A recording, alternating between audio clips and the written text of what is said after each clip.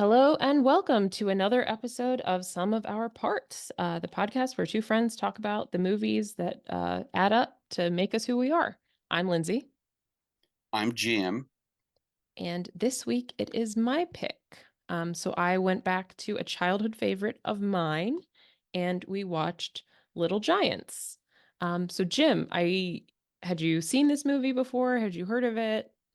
I'd heard of it, but no, I had never seen it. And very familiar though with the two leads, Ed O'Neill and Rick Moranis, of course. Mhm. But no, so it was a new movie to me to watch, and I enjoyed it. I have to say, I'll say it right up front. It was fun, and I thought the parts played, of course, by the two leads. They're experienced actors, but the young people in the movie, I thought they did a good job carrying their roles and so on. Yeah, I thought obviously, I'd seen this before. It came out in 1994, which was when I was 4.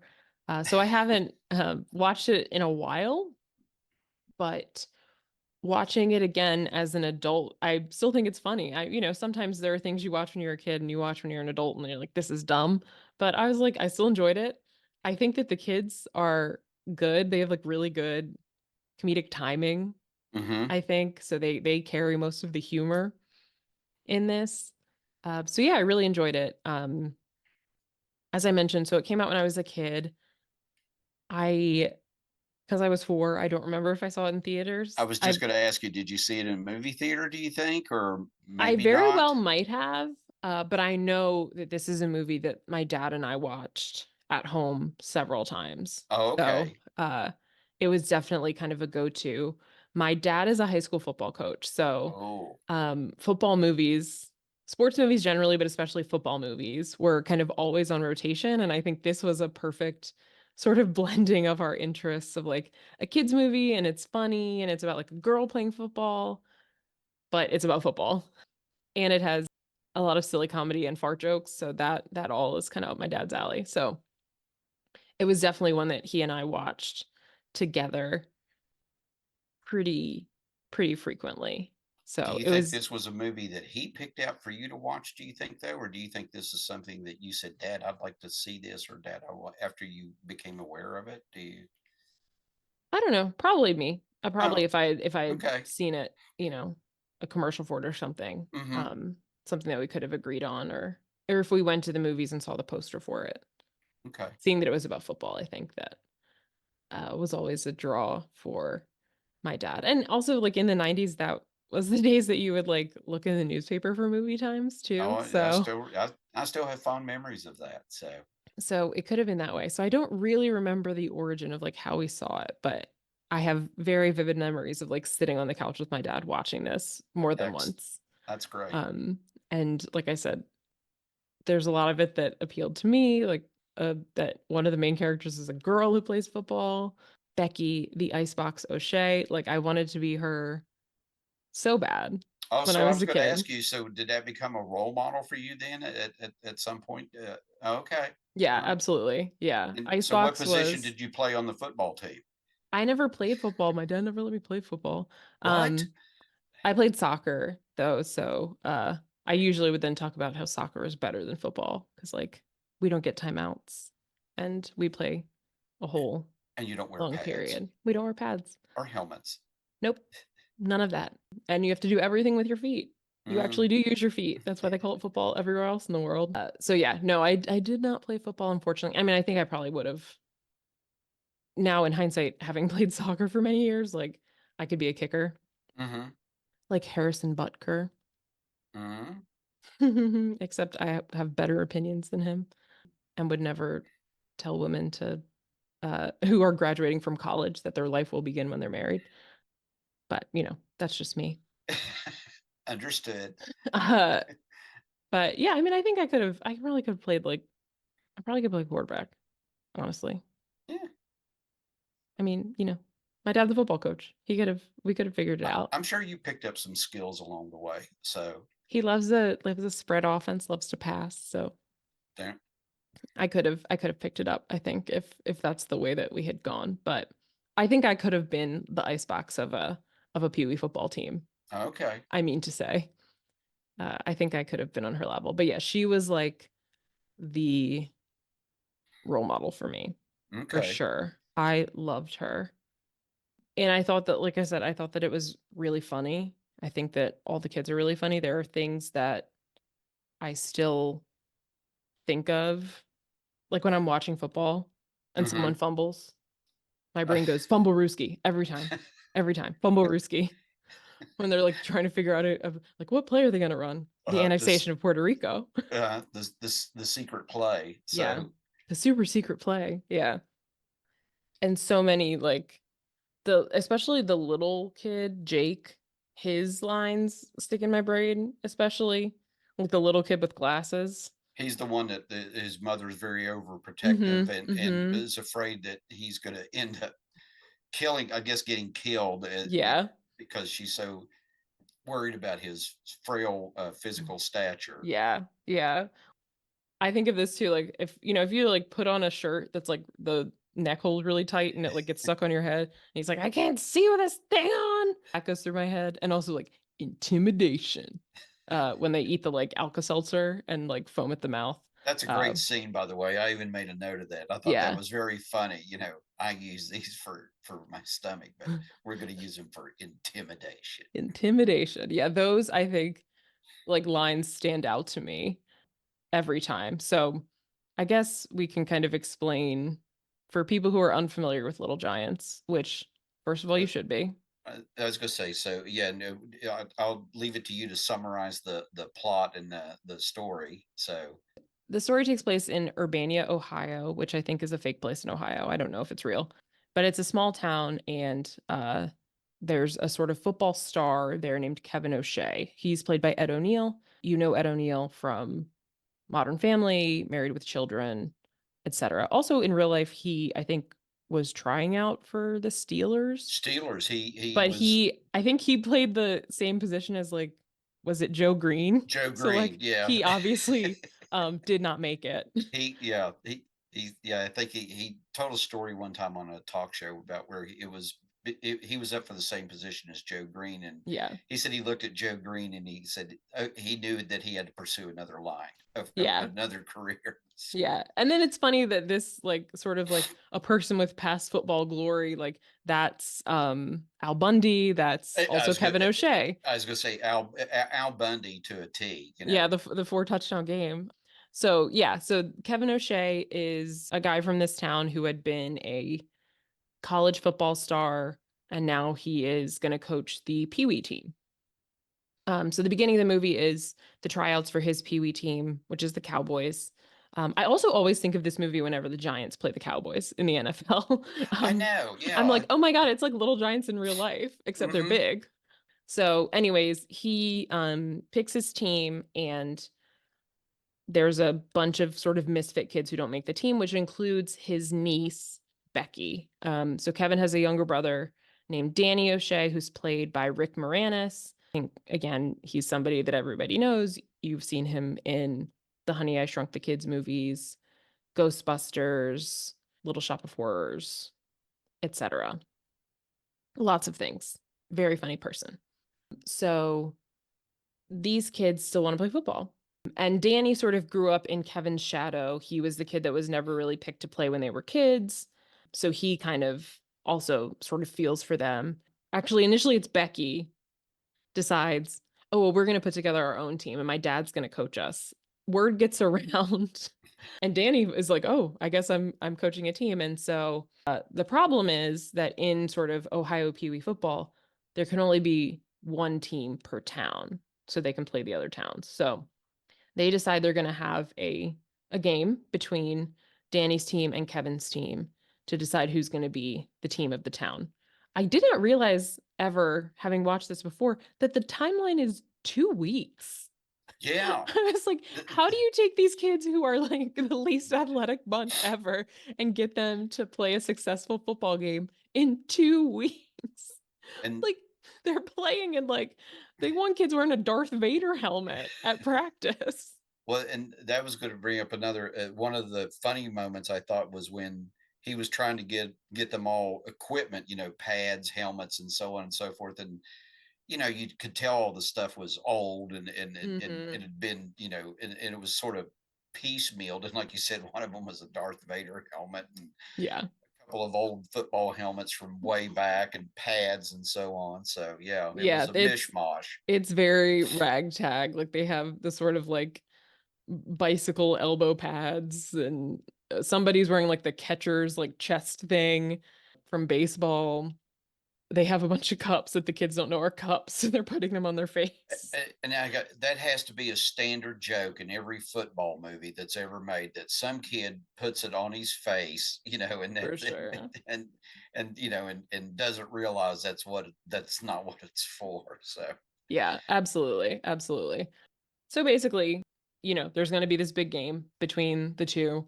There's some additional recruiting throughout the movie, like Danny's team, who become the Little Giants. They need a quarterback. They find this kid, Junior Floyd, who is coincidentally like the cutest boy in town. So Becky has a crush on him.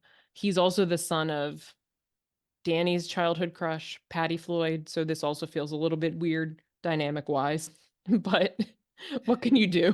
They're gonna grow up to be like Cher and Josh, I guess, from Clueless. great script writing. Oh, we'll just go ahead and just make the mom his Yeah. teenage crush as well. So So like, oh, maybe they'll get married and she'll have a crush on her stepbrother. Great.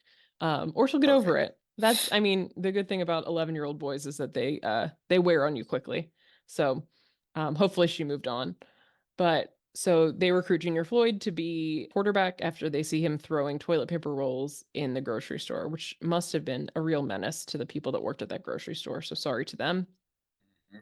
Then a kid named Spike moves to town with presumably military father who is cuckoo bananas. They sort of fight over who's going to have Spike on their team. Danny gets to him first and just says, "I'm Coach O'Shea." Uh, the dad assumes that means Kevin O'Shea, whose name and picture are painted on the town water tower. Um, I don't know why he would think that that's Kevin O'Shea.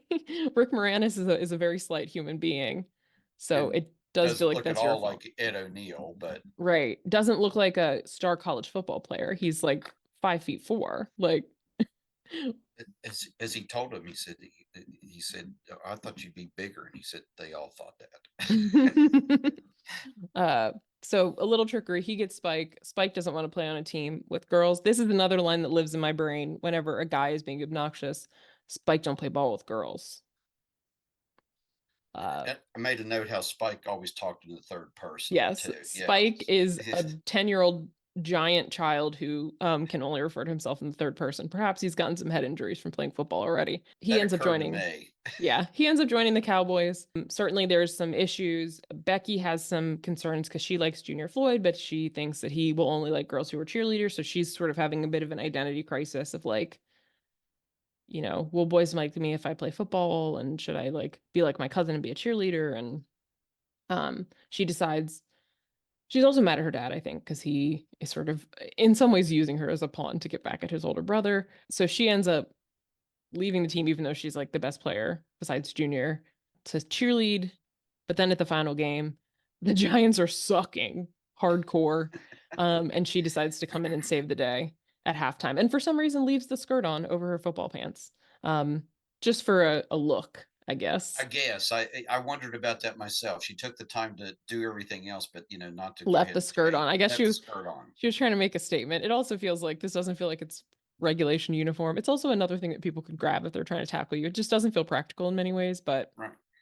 it wouldn't make the same like point if she wasn't wearing the skirt. So, Good point. and then as in most sports movies where we have like a sort of ragtag underdog group, they prevail, like David over Goliath, Like the Bad News Bears. like the Bad News Bears, like the Mighty Ducks, like the Big Green. That one's on my list. I don't know if you're familiar. That's another like 90s kids movie. It's No, about soccer. oh, okay. But I it's thought you were going to go with Bend It Like Beckham. no, but that's also true for Bend It Like Beckham. That's also on my list. We'll get there for Oh, sure. okay, gotcha. Um, I was thinking about this too. Like this is also kind of another category. The movies I've picked so far, I think, have mostly belonged to like the chick flick category, which I think is a big one for me. Grease goes to my musical category. sports Hmm. movies is another big category. Again, because like I watch movies mostly with my dad growing up. My dad is a coach. He's a football coach, but he's also a coach like basketball and baseball and softball. So like my dad Oh, is a okay. coach. My Sure. mom was also a high school sports coach when I was a kid. So Oh, like we were like sports family. I started playing sports gotcha. when I was 4. I was playing sports pretty much year round starting at that point. So sports movies like always a big one for me. And then there's some other I probably have like a raunchy comedy category and like a gay stuff category. That's probably covers. There's one that'll be they probably have like a dark stuff category, but sports movies is this is sort of opening the door to that category because there's a lot of sports movies on my list that have I've watched a million times that have been like sort of big in my life. So Excellent. I look forward to that though. So yeah, because we'll definitely be watching a few of them.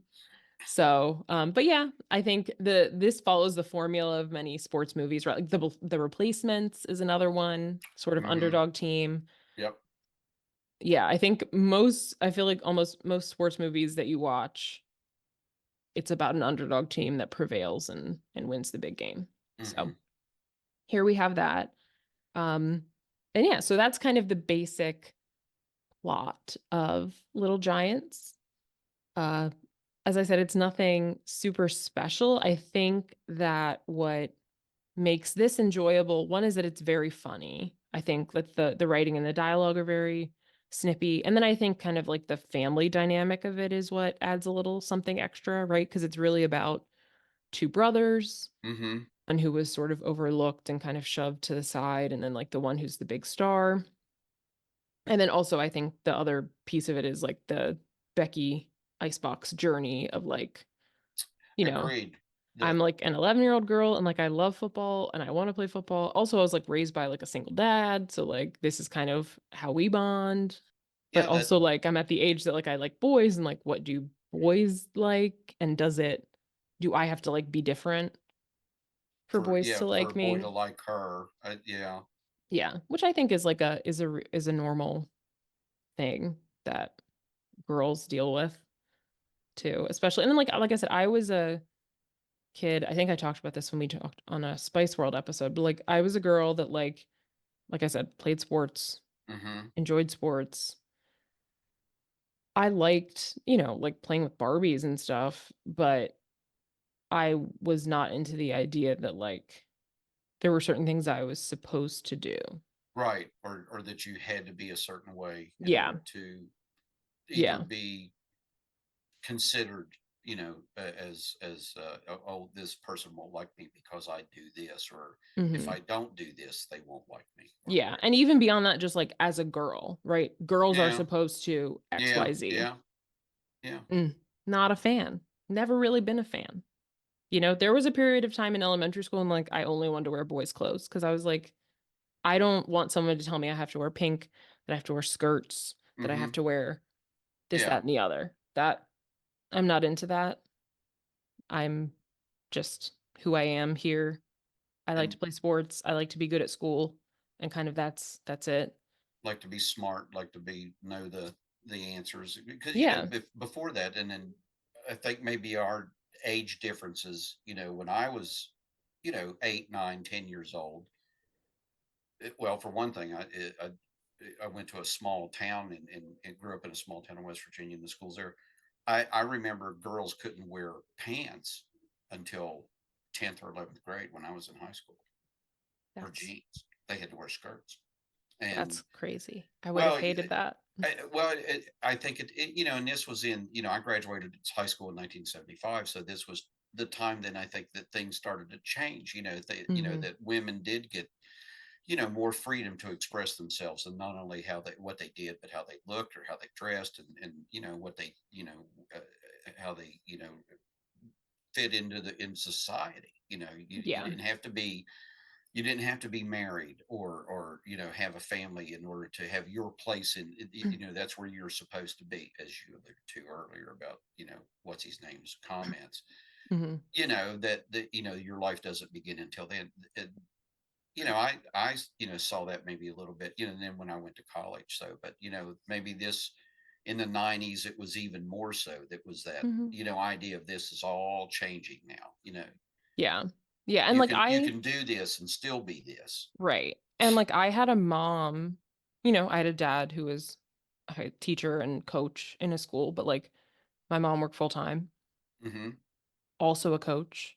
Also, my parents both, like, would play, in, like, co-ed softball leagues. My mom would still play soccer when I was a kid, so, like, Well, I saw okay. my mom doing all of this too, so, like, the idea that, like, "Oh, well, girls wear pink." Well, my mom never wears pink, so what are you saying Yeah. to me? Hmm. Why? Yeah. And there's not actually a good reason, right? Like, no one can ever give you a good reason, like, why. I know. And I also think that there's the idea of, like, girls aren't supposed to be, like, smart and, like, da da da. Boys are supposed to be more smart, especially, like, math and stuff, and boys are more athletic, and it's just like, have you met boys? Because 'Cause I've met boys, and Hmm. Hmm. that's not what Most I'm seeing. most of us just grow up to be bears with furniture. So I'm like, I can beat the boys in school and on a field, so, like, I'm not really buying this, so I appreciated Becky because she, like, could be boys, and I'm like, hmm. "Yes, exactly that." But I still think that there is that, like, we live in a society, right? So there's, like, the desire to, like, break out of it, but also the, like, "Oh, no," "Are people gonna Yeah. like me if I Right. approach am I indifferent?" If I'm this way, or Yeah, if I like to do this, or if I enjoy that. yeah, Um, yeah. So that's always, like, a thing, and I think that that happens also. She's, like, 10 or 11, so it's probably, like, her first big crush, but I think it also happens, like, when you're an adult. I oh, think those things sometimes too, and I'm like, oh, and I hate it. I'm like, "Ew, gross. Why am I thinking about this? Ew, will boys like me if I wear this? Who cares?" hmm. But it's a thought that occurs because it's just, like, that's, like, the way that society is set up I and, you like, the know, messages we get. So, it's a relatable struggle, that Becky's going through. and I agree, and also the writing's good, the dialogue is good, it's funny, eh, eh, but also, and I enjoyed this. Every guy, well, not every guy, but I enjoyed some of the visual jokes too. There's Mhm. always, and there's the, it's the physical humor and so on and so forth. That the kid that was sick, and the snot bubble, Oh coming out of my his god. nose, and it's like, oh, oh, that's cool, and it's like, but you know, y- kids just, just are kids, and sometimes you forget, just the stupidest things can be funny to them. Yeah. And I think, the writers, who I don't know who they were, but you know, probably tapped into that a little bit. That Mhm. the audience was hopefully for, I guess, young children, but also their parents were young enough to remember. I remember, 10, 15, 20 years ago when I was, 9 years old or 11 years old, that, we acted goofy like that too. So, or just did silly things. Yeah. But, Yeah. and then, and it wasn't all, but the Giants team, they did have the inclusive things too, not just like the kids, like, it's always the heavy sick kid. It's always the Mhm. overweight kid. It's always this sick kid. It's always, Yeah. and then they had the smart kid, who, Mhm. they didn't want him to play sports. They wanted him to help figure out plays and stuff. Yeah. And putting together that contraption of the TV screen and the monitor and the computer and everything else, where he was. And I still remember, using those back in the day, where it would print out stuff, on a Mhm. printer, and you'd tear it off, and then Yeah, it has the, like, the dots on the side the you tear dots, off. yeah, the diagram and stuff and everything. So, but yeah, it was an enjoyable movie to watch. And I don't think there was a part two that I ever thought, well, this is boring. It really wasn't Yeah. boring. And the dynamic between the two brothers, was good. It was. Mhm. I had a younger brother. You have a younger brother. There's always a little bit of rivalry there. Particularly if it's just a few years apart. Mhm. My brother was, just not quite 2 years younger than I was, but it was always like, as the older brother, it was always like, the little brother wants to hang around, until he forms his own friends and so on and so forth. Yeah. And then you're torn there. You were talking about how you felt, you want to be the good big brother and take care of your little brother, but then, you don't want you want to hang with your own friends and stuff. And then, but you know, so but those things, that develops over time. So Yeah. Yeah. so I My like brother and I that. are very far apart, so we do not have the same dynamic. But I understand this as a normal sibling dynamic outside of people who are 16 years apart But from their siblings. So yeah. my brother was like a baby, so he literally couldn't hang out with me and my friend. Right. Um, So, but yeah, no, I think that that's a good thing. And even like the other relationships, like uncle, being like a girl having a relationship with your uncle and like aunt and cousins and like all of that.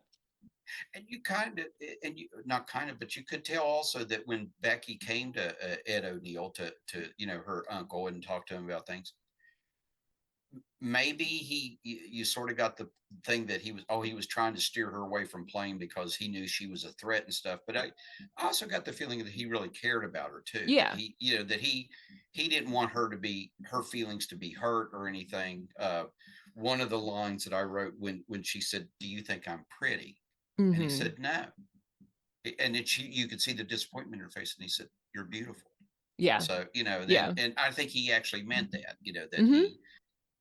you could see, she was getting something from him that she wasn't getting from her own dad. Yeah. Yeah. And I think, you see that he's a dad of daughters too. Yeah. His littlest daughter is played by little Alexa Vega, who, again, people my age might know from Spy Kids. Jim, you might know she was on Dancing with the Stars one season. Oh, Alexa okay. Penavega and her husband Carlos Penavega. Yeah. They combined their last names, but I she, re- the littlest girl, that I was did her. not know that. Oh, okay. Yeah, the But little girl who was like recording and stuff. Um, but yeah, I think that like he's a dad of daughters, so he has that relationship, and also he knows that she doesn't have a mom. Like yeah, the yeah. mom walked out, so like she might need. She's obviously like they seem to have a good relationship with like her aunt and stuff. So, Hmm. and the aunt also seems to have affection for them because she's openly rooting for the Giants I was going to say, during the game at the end. and she, she's, yeah, I think she's about had enough of her husband's, antics and so on. Not that, Yes. this macho thing and everything like that. And I thought that was again the physical humor when Hmm. he's trying to show that kid how to tackle in the living room, and he Oh goes my through the goodness. window, Yeah. and she So keeps running the video all the time.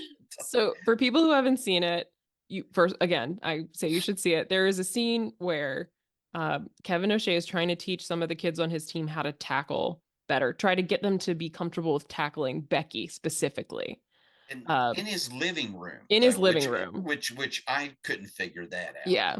They had beautiful equipment, so he certainly had like a sled to do this. Like he had like punching Yeah. bag, what I mean, like things he could do this on. But in any case, he has them in his living room. His wife is holding up a couch cushion with a cardboard thing on it with like a hand drawing of Becky, and he's trying to get them to tackle it, and they are just running and falling down. Like they can't do it.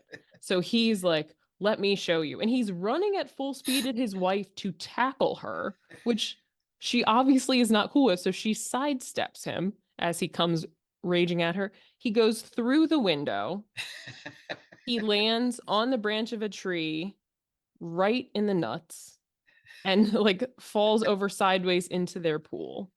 Uh the littlest daughter See, was I'm still laughing just at you describing it. It was it's funny. it's such a funny scene. The littlest daughter is recording.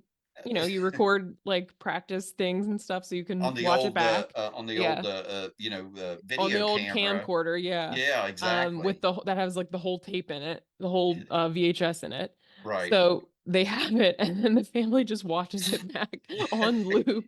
And they Um, just keep rewinding just it. Yeah. cracking up. The his wife and daughter that are just dying, Oh, watching this happen over and over while he's like icing himself. Um, I, that yeah, that whole dynamic too. I thought that was good too, where she wasn't the one to sit there and just be the quiet wife or whatever. She was like, she was openly like, you're not going to, be an idiot or whatever, Yeah. And she was one at the beginning when he picked his team and didn't pick Becky. Hmm. She was mad at him about it. Like, why would you not pick her? First of all, Yeah, she's your niece, and second of all, you know that she's better than like any of the boys that you pick for the team. exactly. And he's like, "Oh, well, she's a girl." And he's like, "Oh, well, I'll let the girls get involved." And then he tells his daughter, who's like the same age, "Oh, start a cheerleading squad." Yeah. Just like, really? No offense to Well, cheerleaders, but like, and going back to even like when he was talking to Rick Moranis, his brother, about why he didn't pick some of the kids, and he said, "Oh, but they'll invent things, or they'll win Nobel prizes and stuff like it's like, oh, they're not meant to do this," yeah. and it's like it's not. It's just that they wanted to play. They just Hmm. wanted to play the game. That they didn't care about being the best or winning, and maybe which I think it's still a thing with sports parents. It's like who get way too involved in their children's sports activities. It's Yes. Yes. I agree 100%. And I will say, as the child of a high school coach, some of these parents are bananas. you read stories about them all the time about how they go overboard, or they just do things where like it's just crazy. I have seen people come onto the field to yell at my dad after a game because their son didn't play. As like your son is like not that good, you know? I've seen Yeah. my mom like in a screaming match with someone at one of my dad's games because this woman was like talking about my dad because her like nephew wasn't playing. And so she and my mom were like yelling back at each other. And I'm just a little kid looking at them like, oh my God. I mean, I was like 10 or 11. I wasn't little, but I was like, No, no, but it's even great. still. But like the like entitlement is wild. And I think I will say one thing that maybe people will find controversial. I'm a millennial and people sort of disparage us as like the participation trophy generation. And I would like to put forth that participation trophies are not for children, they are for their crazy parents. Because I got trophies every year I played soccer when I was a little kid. Hmm. Did not care what they looked like, did not care where they went. My main goal is to get the pizza party at the end of like I don't care. I didn't care about the trophies. The trophies were not for us. The trophies are for their parents who are like want some return on their investment. They want to feel like their kid is like Leo Messi when they sign them up for soccer. You know what I mean? Mm-hmm. Like I think it's more Yeah, for no, them. I They think want you something to show for their kid because right. there are a lot of parents who like enroll their kid in basketball and they're like, okay, my kid is LeBron James. And it's like, your kid is not LeBron James. Like 99% of the time, your kid is not LeBron James, and that is fine, It especially when they're little, exactly. because Yeah. there is a point where like participation is the point. You're learning like how to move your body physically. You're learning how to work with other people. You're learning Other as good, cooperation, right. teamwork, like How to rules. take, direction, instructions, Yes. Like uh the experience is the goal, right? right, right. It's not about like winning a championship. Obviously, when kids are older and they develop that inherently. Like when I Hmm. was older and playing in high school, I obviously wanted to win, but it was because like it wasn't because my parents. It wasn't to get a trophy. It was because like it was I wanted to show up and do the best I could for the girls Your next to team, me, you right. know? Yeah, Your team, yeah. It's always about the person next to you. It's exactly. And um for me, I also always thought like in high school, my lacrosse team, for example, was like one of the worst ones in our county. So we usually did not win, but my thought was like if we like lay it all on the line and the other mhm. team is just better than us, okay, Yeah, I'm fine with that. yeah, If we don't play up to like our fullest potential, then I have a problem. Because there were like I played against girls in high school lacrosse that like were all going D1, right? Like they were all going to play for big colleges. Like the I do think it is like the parent thing. It is because parents get a little crazy. I think at some point it's just like let them play. yeah, These kids are not going to the NFL. And if they are, they will like naturally kind of, get there. yeah. It won't be because the coach didn't play him in the last 2 minutes of the ball game or whatever it may be, or if they're talented, if they have something, people will see that. Right. Yeah, Right. And also you have to like give kids a chance a little bit to like, yeah. To develop. develop, to grow, right. Like their kids are all like 10. some of them are gonna like come back next summer and be like 6 inches taller. Like give them a Hmm. moment. But yeah, so I think that's a big thing. So I will say briefly before we continue talking, I want to talk more about like the humor because I have a whole list of things that I find funny throughout this Oh, movie. okay. Um, we talked about the writing. So as I have been doing now, looked into who like the writers and director are because Hmm. that's not something that I thought about when I was 5 watching this movie. So the writers, so the story um was written by guys named Robert Shawcross and James Ferguson. They didn't really have any other credits that I could find. Hmm. And then 2 other guys wrote the screenplay with them, a guy named Tommy Swerdlow and Michael Goldberg. So those 2 together also wrote the movie Cool Runnings. Oh, okay. So I Another think underdog, although another, based on a true story. yes, yes. Feel the rhythm, feel the rhyme.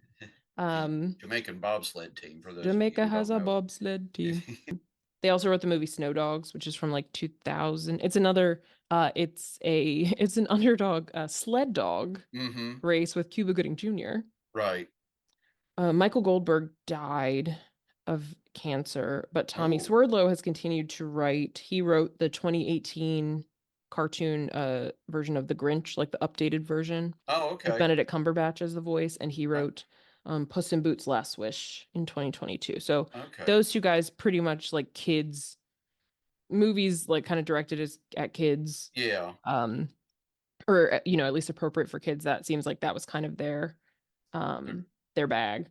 Mm-hmm. So I think, this is one of their earlier ones, but it seems like that's something that they really honed. Because I think that again, for like a kids movie, like we said, this is pretty like well paced, like the lines are funny. Yeah. What got interesting was when I looked into the director and the cinematographer. Oh. This was interesting to me. So the director is named Dwayne Dunham. So he has directed some other kids things. He directed the Homeward Bound movie, Homeward Bound: The Oh. Incredible Journey. Okay. So again, I think this is another '90s movie with the 2 dogs and the cat that get Right. lost and like walk across the country. Um, he directed some Disney Channel original movies, so like the Disney TV movies. These will probably mean nothing to Jim, but to people my age, iconic. Halloween Town he directed, and The 13th Year, which Okay. is a movie about a boy who finds out he's half merman, I Oh. guess, when Oh. he turned Okay. 13. And Halloween Town is about this girl, her grandmother's a witch, and she lives in a town called Halloween Town. So the kids go there, and Oh. there's like Okay. a dark spirit kind of taking over. Debbie Gotcha. Reynolds is in it. Ooh. Okay. Yeah. So they are some of the like early 2000s Mm-hmm. Disney Channel original movies that I think like are considered some of like the iconic ones. Mm-hmm. He also directed, and he's also an editor. Oh. So other editing and directing work that he's done. Mm-hmm. So he's a go-to for David Lynch and Steven Spielberg. Interesting. So like he has won an Emmy for directing an episode of Twin Peaks or episodes Oh. of Twin Peaks. He edited Blue Velvet. He um, edited on the first Star Wars, Empire Strikes Back, Return of the Jedi, Apocalypse Now, Raiders of the Lost Ark, Well, there and you go. the Twin Peaks like Return TV show. So like that to me is like such a weird like so you're doing like I know children's you're, movies and and then you're doing Twin Twin Peaks. Peaks. Then the cinematographer, I like saw his name and I was like, that name sounds familiar. His name is Janusz Kaminski. He's also Steven Spielberg's like go-to cinematographer. He was also the cinematographer for The Adventures of Huck Finn, which is a children's movie I watched, but he like Schindler's List. Before he did Little Giants, he did Schindler's List. Well, which I could see then that how that would translate into Little Giants. I mean, that's a natural progression, right? You Right. know, from, He did Jerry Maguire, which is a little bit closer to Little Giants, at least we're talking about football. And then pretty much like all of Steven Spielberg's movies, like since Schindler's List, so like all of his recent movies, like Fablemans and West Side Story and War Horse and all that. Janusz Kaminski is his cinematographer. So if you watch Little Giants and you're like, wow, what a beautifully shot kids movie, it's because Janusz Kaminski is the cinematographer. That just tickled me. I was just like, what a breadth of work these people have Yeah, done. and well, great insight on you though to look into that and dig up that fact, and then Yeah, because I so was just like, I just like to see, because in doing this, I found that, like, people who direct the movies I like tend to have directed other movies I like, mhm. right? And then I recognized the name of the cinematographer and I looked and I was like, how do you go from Schindler's List to Maybe he needed to. Maybe he was like, you know what? Well, I was Need gonna to do something fun, fun. So fun and light. I was going to say I was looking forward to seeing this movie, especially after our review last week. So Yeah. even though it was my pick, so this was a much needed change for me anyway to get into something a lot more lighthearted. Yes, a balm for the soul. I do feel like most of my movies, like 99% of the movies I pick are comedies, so Oh, um okay, that's great. So they'll yeah, probably always be a balm. But so yeah, I just thought that was interesting. That was interesting to hmm me. Hopefully it's interesting to other people too. But I was just like, wow, what, like, it's just, you know what I mean? Because you think of like kids' movies as being kind of like silly and like yeah, not taken seriously. So to have people who are like doing like award winning, like oh, very critically serious, very. lauded, serious work, like Mm-hmm. adult, dramatic, classic films and TV shows. And they are also doing Little Giants. So But I think, they must have found the experience rewarding, and yeah. for both. I mean, gotten And something maybe out. that's why I find Little Giants to be like good, because it's Yeah. got like really great people working on it. So Well, it is a well put together movie. I mean, yeah. it's paced well, it's written well, it is photographed well. Hmm. The scenes are good. I mean, there's the angles and everything like Hmm. that. So it's Yeah. I was yeah. thinking of that during there's a part when some of the boys from the Cowboys come and are kind of taunting the Mm, boys from Little Giants, and then Becky comes and chases them in her go-kart. And it hmm is like a sort of dramatically shot scene of like bicycles like jumping over puddles in the forest and like kicking up mud with the tires of the go-kart. I was like, okay, okay, I Mhm. see it. I see it. Well, So, and the little contest, or what do you want to call it, the race later on in the movie between Rick Moranis and Ed O'Neill, Ed in his, Corvette, because he's a Chevy dealer, yes. and Rick is in the little go-kart, Yeah. and Driving trying to on the street. driving on the street trying to get to Spike's dad's house so they can find out who try to recruit Spike. So Yeah. Yeah. So it was just interesting. I felt the way that I felt when you learn that like George Miller, who does all the Mad Max movies, also did the Babe movies. yeah, Like about the that's what this feels like reading mhm. that. So, anyways, just wanted to kind of interject with that. But I think getting back to something else you mentioned, like the humor, I think that it is funny to me kind of from the beginning. So at the beginning we have the tryout for the Cowboys. First of all, Ed O'Neill in like classic football coach short shorts. Coach shorts. So Yes. those were I was going to say you should know this too, but I wrote that down too. Coach shorts were a thing. I mean, Mm-hmm.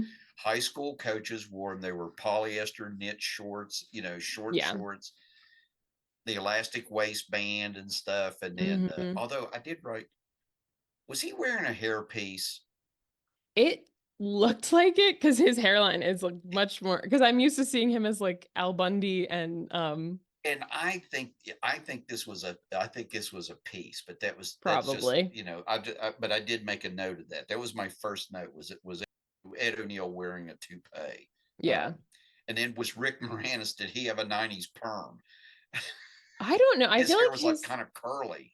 I feel like his hair was kind of like that in a lot of things I see with him, but Was it? it's I couldn't also like remember.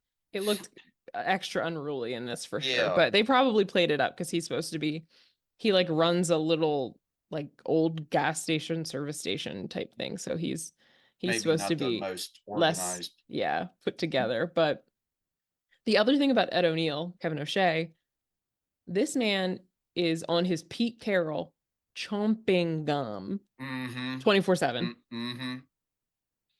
I was like, did Pete Carroll watch this movie and start? You gotta wonder, don't you? I know it's like, If what I ever came meet Pete first, this Carroll, movie or Pete Carroll? have you ever seen Little Giants? Are you familiar with Kevin O'Shea?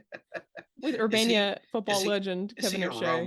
role model of yours? Yes. So, and the other So thing is that I'm sure it was a uniform for all the guys my age. Ed O'Neill's Kevin O'Shea's was the pleated khaki Dockers. It Oh was like, yeah. That is if he the wasn't whole wearing, coaching staff. When if my he, wa- dad coached yep, here, like, and I think people are generally less formal, but hmm like in the 90s when I was a kid, the entire coaching staff, same hmm pleated khaki Dockers. and then Like, you wore like a golf shirt, yes. a Mm-hmm. pullover, what we would call a polo shirt, but a golf shirt. We call them Yep. golf shirts. Yeah, Yes. Yes, but yeah, exactly. Those Dockers, the baggy I khaki pleated like have pants. visions of my mom, like my mom and I at JC Penney's, like buying Oh, those Dockers yeah, exactly. and probably buying them for like multiple coaches to grab them for like Oh, the younger guys who like didn't mhm. have a wife Oh, and don't know how okay. to like buy pants on their own, I guess. Grabbing them for them too. So yeah, Gotcha. Yeah. very much the uniform, very much the hmm uniform. So I think some of the funny stuff starts immediately in this. So the kid Zoltek, who is kind of the heavier kid, he gets knocked over and they think he has a head injury because they think they see blood. It is not blood. They take off his helmet and he has stored a lunch in there. That is jelly from his peanut butter and jelly sandwich. He also has Cheetos. Crunchy or puffed? Puffed. Wimp. Wimp. And then they take his sandwich and he's, my mom made that. So that part, like, it starts just like hilarious for Yeah, me. because when you look at him, you're right. You think, oh my God, he has a head injury. Yeah, you're like, his head is busted open. No, Yeah, it's jelly yeah, because he's storing a whole sandwich in yeah, his helmet. And then he also, this part also always made my dad laugh, but when they have to run like 40s, yeah. and he is like making this like kind of awake snoring sound, I guess is the best noise. He's like, as he's running, and my dad used to die at that. We also kind of meet all the some of these ragtag kids. So that's Zoltek. You get Tad, who's this tiny little kid that's just like a little sickly. You have Hanan, Hot Yeah, Hands Hanan, who I think Kevin O'Shea says he has hands like frying pans. yeah, And he's like talking to his hands, like yeah. give him a pep talk, like, come on, guys, help me Yeah. out. Help me Uh out. I can wash I you. yes, I wash you, I take care of you. Yeah. Don't let me Um down. but yeah, and then you can see like Icebox has been here a while because she knows Kevin's speech by heart. Right. And Oh, then yeah. when she doesn't get picked and a boy is being mean to her, she almost chokes him out. But her dad, Danny, stops her from doing it. Unfortunately, he deserved Uh, it. Question for you though. Mhm. And you might. So my question is when he does his speech and he talked about like what high school championship, then college state championship, the Ed O'Neill's character he Mhm. brought. Where's his ring? That's a good question because my dad He won one state championship and he has worn that ring every day since I then. was so yeah. I mean, everybody. I won't say everybody, but almost everyone I've ever known who won or earned a ring of some sort like that They wear it. wears it. And you Especially like at football. right, and you would think that someone who in this character, if he had that, and if I'm not mistaken, I think the Heisman Trophy winner gets a ring. I'm not sure, but I was also like, what are you doing here if you want a Heisman? I thought the same thing. I mean, yeah, you got a Chevy dealership, but you're in Urbana, Ohio. Right. Why You why didn't go aren't to you the in? pros Yeah, you did. if you want Yeah, a Heisman, unless he got hurt or I so, guess. but But even usually still, they would say but that. you're not in Cincinnati or you're not in Cleveland, where there's a pro Right. football team, you know, Right. You're that in wherever. You're yeah, somewhere in Ohio, but not in the or maybe big. he wanted to be the big fish in a small pond. Maybe. It seems Maybe. that way. He Anyway, wanted his so name on the water tower. So I didn't mean to interrupt your flow, but I thought, that was odd that he talked about his accomplishments, but not he didn't have a championship ring. no, but I also said he has a Heisman and he didn't make the pros. So I it was Yeah, yeah, similar yeah. thoughts. But oh, I also did not like he says to Danny to treat Becky like a girl so she'll act like one. I was Oh like, yeah. ugh, gross. I'm not laughing at you. I'm laughing at your At my description. really mature response to it. That's okay. I think it's appropriate. So The next part that has some lines that are funny to me is again when some of the reject kids are hanging out in a like barn. So you have the one nerdy kid is playing chess. He's the one who becomes their assistant coach who designs their plays. But you have Hanen is there talking about his NFL dreams are gone and now he'll have to be a senator. I see. I thought that like that's such a tragedy that you would go from being in the NFL to being a A senator. senator. I'll have to go to Oh, politics. now I Oh have to my be a God. senator. Although maybe he has a point. I don't know. So Yeah. Or maybe you could do both. You could be Tommy Tuberville. The bar's so high to be a senator. senator, You don't even have to know the three branches of government. it could be worse.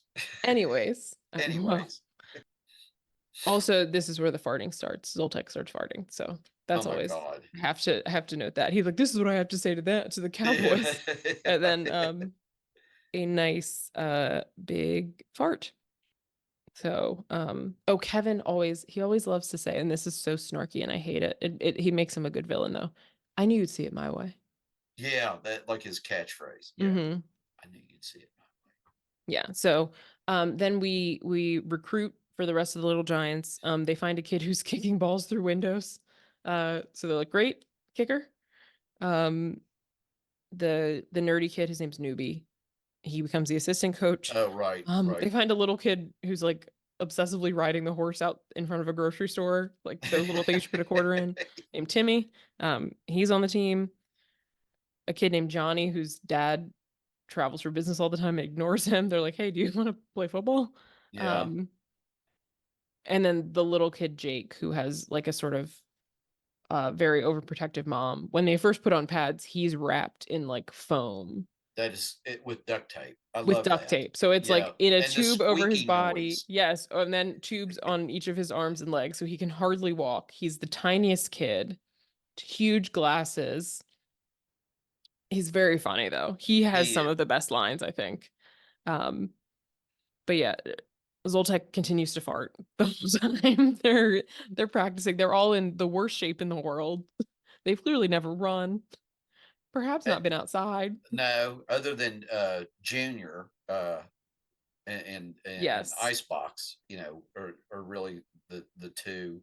There's maybe the kid that rode the horse in front of the shopping in front Yeah. of the grocery store. Yeah. I will say, and then the part when they have to go recruit Junior is very funny because this is the point when obviously Becky, you know, Danny's like, oh, do you have a crush? And she's like, oh my God, no. Ew. No. And Right. then she peeks in the front door and sees Junior and kind of like hides to be like, oh my God, he's there. And then Danny peeks in and sees that Junior's mom is his childhood crush, Patty Floyd, and then he hides. And they're arguing over who's gonna like knock on the door and ring. You do it, you do it. And then Becky wins because she rings the doorbell and runs away and hides. So Danny is left there trying to not be seen, but is eventually seen. So don't you think that they would have run into each other before all this time? This is a small town in Ohio. Presumably, You yeah, know what I they made mean? it. Like I don't it's know if like maybe they like just came back to town. But yeah, if like they all knew each other growing up, I feel like they all still, I know, and it's a small town. It's like he hasn't seen her. That's what I couldn't figure out. Had they just moved back into yeah. Ohio and then whatever? So Yeah, maybe we can like assume. I I think don't that's know. always like what I sort of assumed, but they never make it that clear. But yeah, that's when Becky, oh, she also like knocks over an entire shelf of groceries Oh, while right, trying to right, right. spy on him at the grocery store Yes, yes. Where and not she be sees him seen. and then like sort of like has that Oh my moment when God. oh that's what yeah Oh, uh-huh yeah that revelation the angels are singing. But yeah, okay, then that's when the Kevin falling out the window thing happens, which is again, I think one of the true comedy oh highlights God, that's great. here. Not just going out the window but landing on the tree. Yes, yes. you It know was the multi-step thing, I think. yes, yes. The next part that I think is really funny is so Kevin and his assistant coach slash henchman, Butts, come to spy on the Little Giants practice. Great name, by the way. They're in a yes, and he's very like like Yeah, like a henchman. yeah, Yeah, he's very like like when I say henchman, I'm not exaggerating. right. So they're kind of in the brush spying on the Little Giants practice. Uh Newbie, like the nerdy kid, sees them and Hmm. tells Danny, spies. Danny calls the state police, pretends to be an old woman, and says, there are old men someone's spying on these children. And he gets the kid Timmy to go, we're so scared. And then a couple minutes later, Kevin looks to his right and there's a cop going, freeze. Um, and it's so funny. And it's like on the front page of the paper. And Uh-huh. he's like, huh, that was like clever of Danny to call the state cops because he State knew the police local is cops would know me, but the state cops don't. So that's and what I happens wrote when you that too. live in a The small phone town. prank was great. Yes. And I love that part too, because his wife is like, why are you guys acting like this? Football is supposed to be fun. He was like, no, it was fun. It's not fun anymore. All the fun is gone now. Now it's war. War. Yeah. Uh, yeah, then we get a training montage. We also get a car wash fundraiser. Classic childhood sports team fundraiser, car wash. Oh, We okay. used to do car washes for my soccer I team was going to in ask you. high school. I'm assuming that you know this from practical experience. Is that? Indeed. Indeed. The best part though is when Butts, the henchman, comes to try to like taunt them and say they shouldn't Oh, play. He comes in a convertible and Danny's like, no, we're gonna play. And he's like, oh, the kids will come wash their car now. And so they start spraying. He has the top down. So they start spraying him and throwing suds on him, and he has to kind of back away to avoid getting soaked. So that was a nice little moment also. mm-hmm. Um, then the race through town to go see Spike, uh, with, like you said, Danny in the go-kart and Kevin in his Corvette. Danny gets there first and he presents himself as Coach O'Shea. He doesn't say that he's Kevin, but he doesn't say that he's not Kevin. He knows that the guy thinks he's Kevin, but he's Right. He just doesn't. letting them believe that. Meanwhile, Spike is a child on steroids. Apparently, he's carrying a fridge, wearing like a weight lifting belt, doing pull-ups on his dad's arm. Arm. Yeah. It's all very intense. Uh, and then he comes to practice, and as we discussed, probably has a head injury because he can only speak in third person. mm-hmm. Spike doesn't play, and it's almost like monosyllabic things. You know, Yes. it's And you he know. has like a gold tooth, like a gold front tooth Oh, I also. didn't catch that. Really? Yeah. Oh, I missed that. Yeah, he Ooh, has like a gold front tooth. cool. Um, yeah. And then, the dad says, this is the other thing I made a note of. The dad says that he massages his legs every night with evaporated milk. I was like, are you brining a turkey? What is wrong with you? That sounds so I weird. I must have missed that too. I missed the that he massaged him with evaporation. Yeah, I was like, ew, what a weird evaporated milk is like Yeah, yeah. thick. There's nothing wrong with that, right? Ugh. But yeah, I was like, that sounds like you're prepping like meat. Yeah. Uh-huh. Ugh. Anyways, Yeah. you're gonna eat him? Anyways, he comes to practice. He's gross and sexist. He can only Spike. Spike doesn't like this. And then Mm-hmm. Becky comes. Spike don't play ball with girls. That to me is like a Classic. just such a classic phrase because I think it applies in so many situations, obviously metaphorically in many. Gotcha.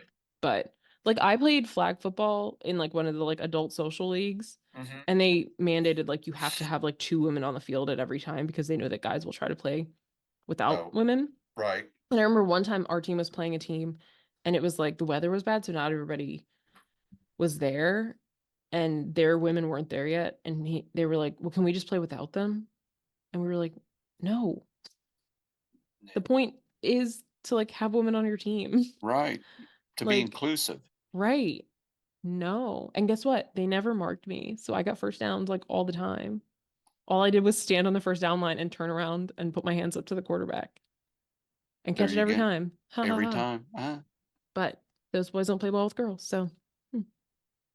it just it works in a lot of situations. We should But get shirts. I know.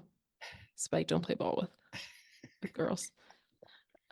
For sure. That'll be on our like first merch drop. Will be Spike There don't you play ball go. with Yeah. girls. Yeah.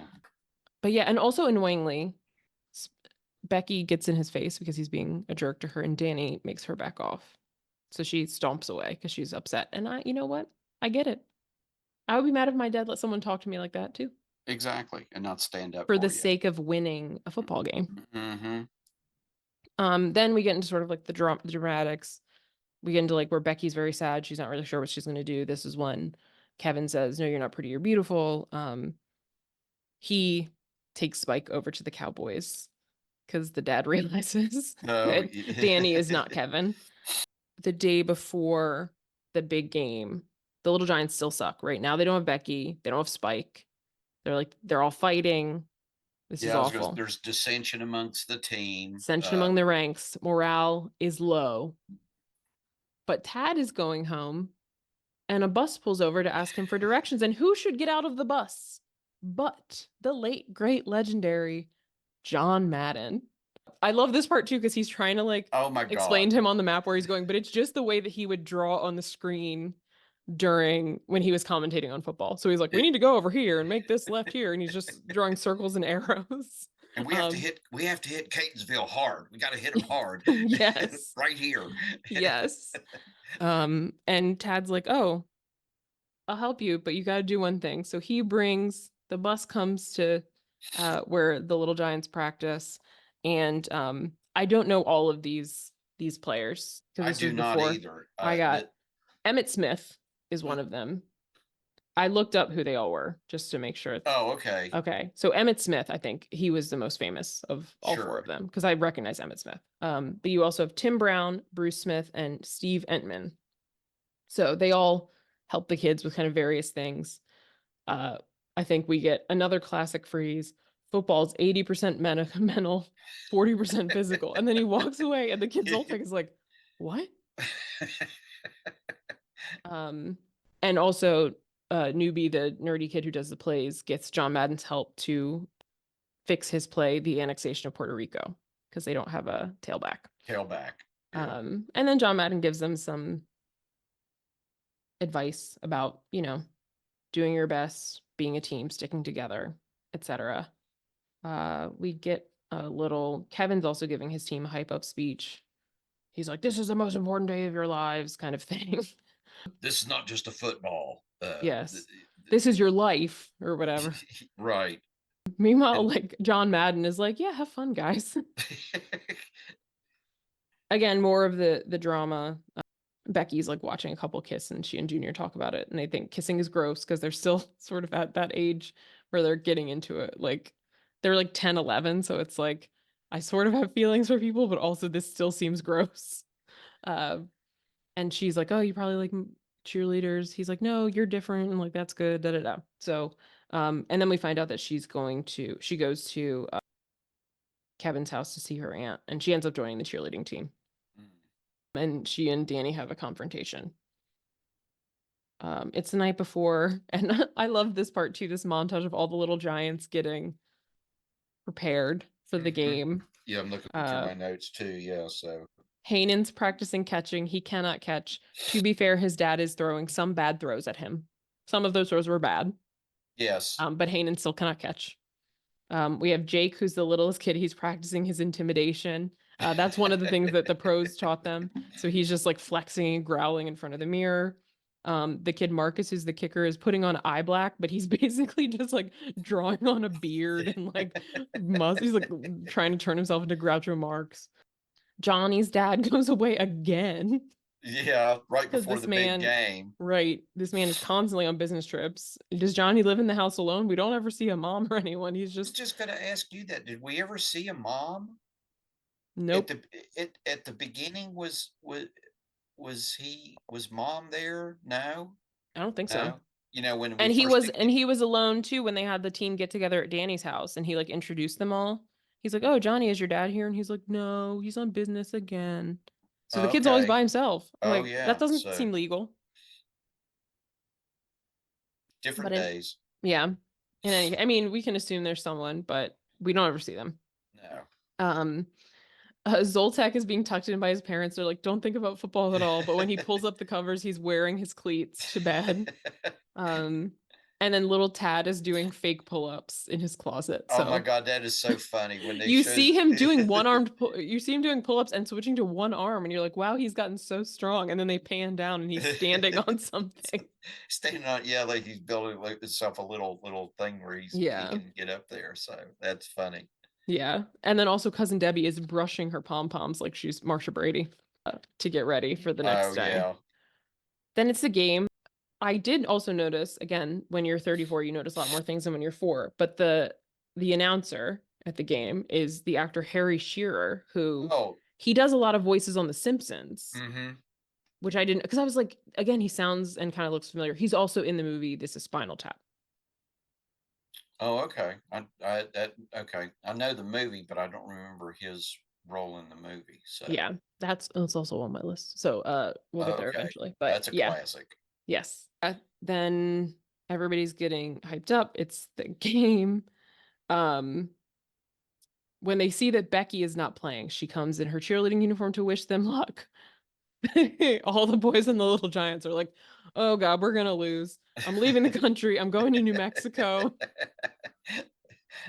And then Danny's like, "Oh, look, the your uniforms have your names on the back." And the little kid Jake is like, "So the guys at the morgue can identify the bodies." Those are some of the better lines at the beginning of the before the game starts. Yeah, they can't then, like, they have the paper signs for them to run through. The little giants cannot run through the sign. They all fall down. This is also the part where Jake is like, "I can't see with this thing on." Like the shoulder pads and the helmet are like Yeah. too big for him. I also just got the funny irony of the name Little Giants. That never really occurred to me before. About like Uh, giant shrimp. yes, at the coin toss, Danny and Kevin are fighting like brothers, talking about stuff from when they were kids.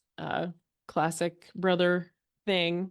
I imagine they also end up betting their businesses on this Yeah, game, which like seems reckless.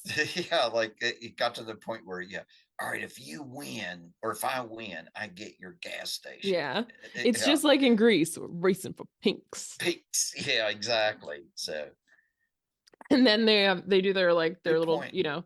hands in, their cheers at the beginning.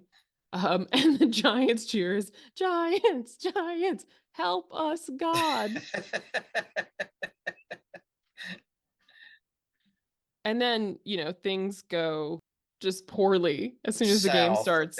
First kickoff, Marcus kicks Johnny in the nuts. I don't know why they don't have a T. Certainly there were T's in the 90s, but Johnny is just holding the holding the ball, and Yeah, Marcus totally misses and kicks I him right in the nuts. right. But yeah, you don't have a T? I know. I mean, and then we just get a whole mess of things. Like somebody, it might have been Spike on the Cowboys, tells the kid Zoltek, "I'm gonna hit you so hard you're gonna be like talking out of your butt and farting out of your mouth." And then they're like, "I don't think that's possible." And then like he falls over and it does sound like he's talking out of his butt. Timmy just running from Spike when Spike has the ball. Yeah. Tad trying to take down Spike by the back of his shirt and just being dragged down the entire field. Oh, then they don't have wristbands, so Timmy has the plays drawn on his stomach when they need to consult the plays. And also Tad just running in circles when he had the ball. Like, go the other way, go Go the the other. I other know he was way. just running, which yeah. When I was seeing it, I was thinking they can't catch him. He's just I running in a know. circle. So I don't think he's that Yeah. quick. So it's just this whole first half, the Giants suck, but like Heyman tries to put some sticky stuff on his hands, still misses, and then his hands are stuck to his shirt. And I I remember that stuff. I mean, Mhm. back, but the stuff it was like tar or Yeah. something. It was like where It did was like sticky and like stretchy, I know it? But it was like like rubber liquid cement or rubber, something. yeah, or Yeah. something. And it was like Because when he what's gets when he gets rocked, he does like a chest compression on yeah, himself, and his hands go like and like slap right back down. exactly. So Yeah. Then we have like Spike tells the kid Jake he's gonna rip his head off, so Jake hurtles down into his shoulder pads, and Spike knocks his helmet off. Um, at halftime, Kevin's like, "You guys, we can call it," and Danny's like, "No, we're still gonna play." But all the kids are like, "Oh no, we're done. yeah, we're all This gonna sucks." yeah. Just we can just not we don't have to go out. Yeah, Yeah, we can just stay here. exactly. And but this sort of flashes Danny back to his youth. The kid Tad is like, "Put me on the injured list." That's what Danny used to say when he wasn't picked. He would say, "Oh, I'm in the injured list." And he was like, "I put myself there and never came off." He tells Yeah. them a story basically like one time he beat Kevin at something. All it takes is one time. So he gives them a hype up speech. Everybody's like, "Woohoo." They go back out. and they gain a yard and their parents erupt. They gained a yard. So we have finally some positive momentum for the Giants. Also, I realized for most of the game, they don't even pan to Becky at all. I know it's sort of like she's It's like, forgotten in the I'm sorry, first she's half like of the main character here. Like, yeah. and then finally though, she's like, no, I can't watch my team get lit up like this. So because it's funny, I wrote a note like where are Becky and the cheerleaders? And then as soon as I wrote that, that's when she decides They she's joining the game. well, they cut to her, and then she looks, and then she Yeah, she goes.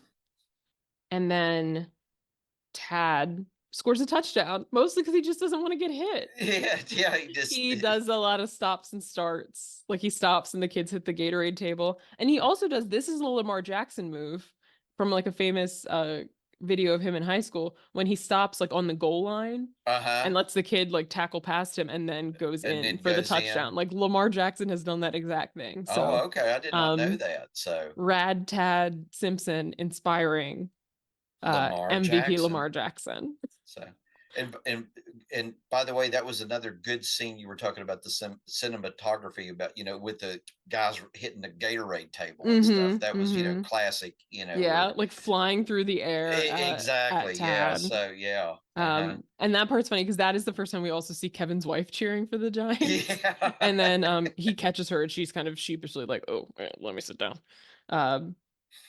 Spike's gross dad tells him to take out Junior and he does a late hit.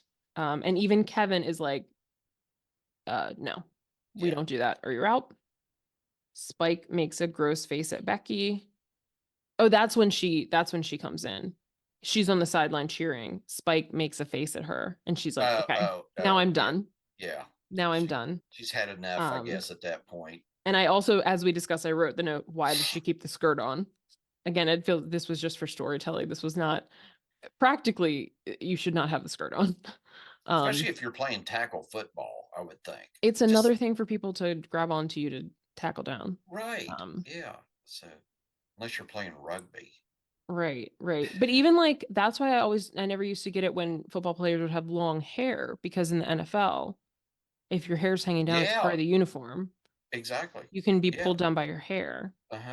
Which would be really painful. Yeah. I always thought about that with Troy Polamalu. I was like, your hair is great, but like, I would put it in a braid or something. Do Tuck something it in. to it. Yeah.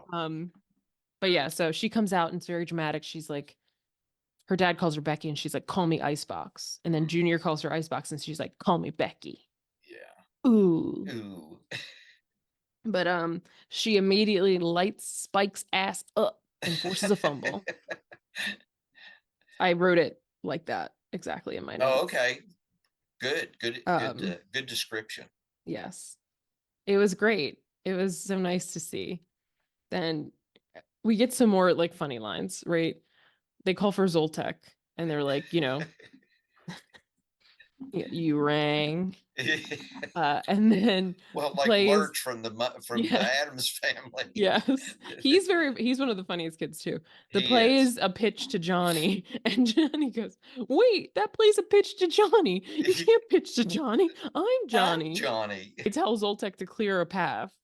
So he farts and all the Cowboys move away. Johnny has a clear path. He's running. And then who does he see on the other side of the end zone but his neglectful father finally showing up? So he's very motivated, just keeps running, runs right to his dad's arms. It's very sweet. It is. And another touchdown for the Giants. It's a good, it is. It's a nice touch. Yes, this is also the part when that really overprotective mom, Jake's mom, is up. She was like very meek and quiet, right? She's like very concerned about her little fragile son, and then she's like, "Rip their heads off, Jakester!" pumping her arm. And then she sits down like demurely, looking around like. Then that's when they do the Alka-Seltzer like antacid thing. Intimidation. And they all just look like they have rabies. They're foaming at the mouth. And all the kids of the Cowboys are like, what is going on? That was a funny scene. I even wrote that. The foaming at the mouth was funny. So Yes. yeah. They throw a long ball to Hanan, who imagines that the football is toilet paper, which is apparently the only thing he can catch. And then he catches it. So Which we didn't figure out how he got the sticky stuff off his hand. So I guess at he some must have point washed I guess, during during I guess it's water halftime. soluble. So Yes, hopefully. Or they scraped it off. Then the Cowboys have the ball. It's like a goal line stand. The Giants make a big stop. Again, icebox tackling. Stupid Spike, who sucks. And then it is time for the annexation of Puerto Rico. Bumblorooski. So basically, they do like they fake a bunch of reverses, but the ball is just, they haven't really moved it. They snapped it, but just moved it slightly back. So Zoltek, who is the center, is just like squatting with the ball. He just like takes a step back and picks up the ball. He's just standing by the goal line with the ball. Spike tries to tackle Icebox because he thinks she has the ball, and he goes, "No mercy." And then she goes, "No ball," which I love. It's and good. then Zoltek takes off running, still making his like noise the whole time. And then they do a series of actual reverses. And Jake, the little tiny fragile boy who probably lived in a bubble before this, ends up with the ball. He scores a touchdown. He does not stop running though, and runs directly into the post. And I assume he knocks himself out because he does go down. Yes, And it's he a goes great down sound very effect. hard. It's the gong, like thing. dong. Yeah, even though it's got the pad around it. So Yeah. But with that, the Giants win. Everybody erupts into applause. Even Spike claps for them. So he's redeemed himself a little bit. I will say that actor, he was also in a Disney movie. He was the villain in a Disney Channel movie called Brink, which is about people who competitively rollerblade. He's the leader of the rival team who like, I think he like throws rocks on the ground to like mess them up and stuff. So he's a villain. He's a perpetual villain. So, well, at least he's found his his place niche. in life. Yeah. But yeah, so the end of the game again, Spike's dad is like crying. Kevin's wife starts the little giants chant. And then because Danny's nice, he actually proposes that they combine the teams instead of having one team. Also, I mean, to be fair, very small teams. No subs on either of those teams. Well, I was getting ready to say, in some montage, everybody's playing both ways. Both ways, but in some montages, it looked like the Cowboys had like 30 kids, and then in some it looks like there's 11. I never could the Giants tell. certainly had only 11, so they do need more people. Right. More people, so it makes sense that they would want to combine. I but know. Danny does agree to give up the bet of the businesses, but there is one thing that he wants, and it is to have both O'Shea brothers on the water tower. So it changes to home of Kevin O'Shea. So it says home of the O'Shea brothers. And that's the end. And and it was nice. It was I liked it wasn't, like the older brother, Ed O'Neill, getting all ranting and raving. It was like sort of coming together. So yeah. I think at the end he was like happy for them. And yeah. I think you see throughout the movie that like he does actually care. Like the scenes with Becky, and like when he calls out Spike's dad for taking things too far in the game. Like he's like, I'm not trying to, Yeah, we're not doing that. Yeah, we're not trying to take people out. Right. This Winning is like at any cost. Right. Yeah. At the end of the day, like this is his brother. And like there's a lot of rivalry and obviously a lot going on there, but they do care. The other part that I skipped in the recap, but this was funny too. So the way that they find out that Spike has moved to town, all the little old guys that hang out at the local diner are making bets on this game also. So two of them each call. So like one of them calls Danny and one of them calls Kevin. They're together giving them the same information at the same time. Yeah. And when Danny and Kevin see each other, they won't like say, they're like, "Oh, what are you doing? Are you following me? Are you following me?" because they happened to be going into the same place because they both got this tip. And that part was really funny too. That just like it showed that kind of the whole town is invested in this. Like when they show them at the diner, they have a little board with like the odds on it, so people can come to their little booth and place bets on the game. Well, I'm sure with you growing up as your dad as a high school football coach, I'm sure that was, the towns, you know, that's just a big thing, Yeah, yeah. I mean, I the local, think it depends on not that the this was high school, but sure, sure. yeah, I think but that it's a I think especially like a small town like hmm that because I yeah, think there were places where my dad coached that it's more the whole community's into it. as opposed to Um, just oh, it's just yeah, another school, but yeah, because some of yeah, them that he worked at, it wasn't as big of okay, a thing, but there were some where it was like it was true. It was like an institution in the community, and I'm sure like if you're in a place like Texas or something, oh, especially, like Friday Night Lights. yeah, And exactly. that's kind of what it was. At our high school, it was high school football was a big thing in West Virginia. Hmm. So, but Hmm. and each little community, each little school was, Yeah, yeah, had a very devoted following, I guess. So, yeah, yeah, for sure. Like when my dad was like in Anne Arundel County, it was less like at Meade and stuff. It was mhm. less of a big thing because I think there was just more stuff to do, I guess, in the area. So it was not Yeah, like the whole town shut down, but like in Westminster, it's a little more rural, a little smaller. yeah, I think and it that was was more of like a everybody that's the place to be yeah. on I was going Friday. to say, and on ours, that was like kind of the social event too, Yeah. but not just for the kids, but for the parents as well. Yeah. Everybody came out and watched the local high school football teams. So, Yeah. Exactly. So I think it eh, is in yeah, especially in like in the town in Urbania, obviously like the yeah. fact that they have like a like a football star on their water tower, this is a football town. So Right. any football, they're into it. So that part was funny too, just to see those two old guys kind of get involved in it like that. So well, yeah, that's Little Giants. Like I said, it was a movie that I loved, a movie that I still think is funny and good. We get some good storylines, a lot of good humor, and some football.